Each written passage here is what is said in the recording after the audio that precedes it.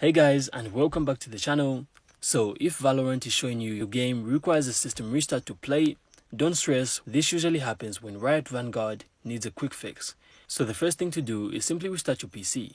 So most of the time, that's usually what it takes. But if the message still shows up, simply make sure Riot Vanguard is installed and running on your PC. So to check, simply press Windows plus R at the same time, then type in services.msc. From there, you then have to check that Riot Vanguard is active. If it's missing or not running, simply reinstall it through the Valorant installer. And after that, simply launch the game again, and the message should be gone, letting you jump straight back into your matches. And that's really it. So I really hope you found this insightful, and if you did, make sure to leave a like, and of course subscribe, then we'll see you on the next one.